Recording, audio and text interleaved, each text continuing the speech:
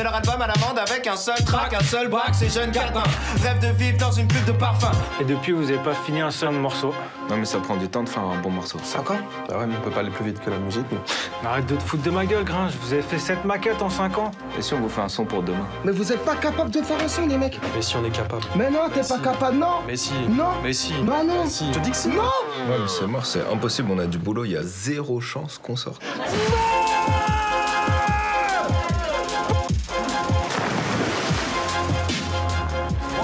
Moi, je vais vous donner un seul et unique conseil, les mecs, et ça va être le meilleur.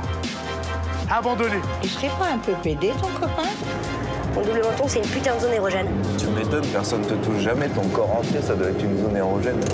Putain, les meufs, elles supportent un accouchement, elles supportent pas une vanne. À nos histoires mortes avant d'avoir démarré.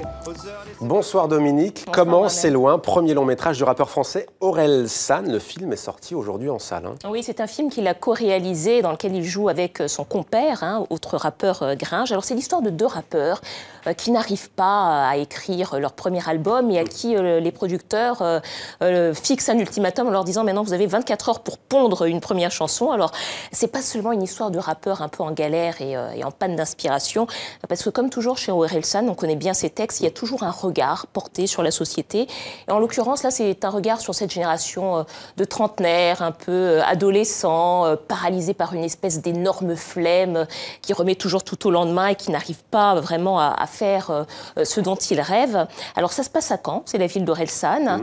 Et d'ailleurs, c'est pas la seule similitude avec ce qu'il décrit dans le film, parce que quand on lui demande s'il n'a pas eu trop de mal à faire ce film, on se rend bien compte qu'il fait partie de cette génération. On l'écoute. Ryan me disait que j'étais capable d'écrire un scénario, et donc j'ai écrit ce premier jet, un peu comme ça, quoi. Et puis j'ai fait lire à Scred et Gringe, qui ont bien aimé, j'ai fait lire à Olivier, il a bien aimé, et ils se sont dit, bon, ça vaut le coup de continuer.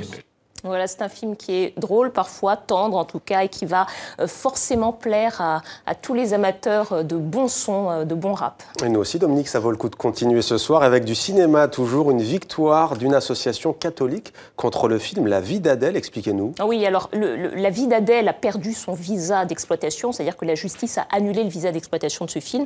En fait, c'est un film, on s'en souvient, qui raconte l'histoire de jeunes femmes, donc c'est avec des scènes assez crues. Alors le film était interdit au moins de 12 ans, et là l'association Promouvoir, qui est proche des milieux traditionnalistes, a demandé que le film soit interdit au moins de 18 ans. Voilà, ça veut dire que pour l'instant, tant que la justice ne s'est pas prononcée, on ne pourra pas voir le film sur grand écran. C'est à la justice de dire quel est le public concerné. Voilà donc la justice qui tranchera. On va maintenant aller au théâtre, Dominique, avec un spectacle pas comme les autres qui se tient en ce moment à Lausanne, en Suisse. Oui, ça s'appelle Un métier pas comme les autres, donc spectacle pas comme les autres, parce que c'est un spectacle à mi-chemin entre le théâtre et le documentaire, puisque le metteur en scène, Evelyne Knecht, a rencontré des prostituées pour écrire cette pièce qui finalement met à mal certains clichés qu'on peut avoir sur cette activité. On va regarder un extrait. Un homme qui se promène sur le trottoir, c'est un philosophe. Mais une femme qui... c'est...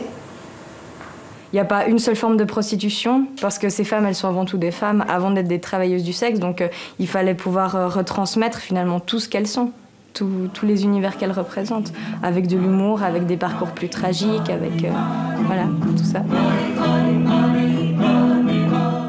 C'est pas pareil. C'est un métier.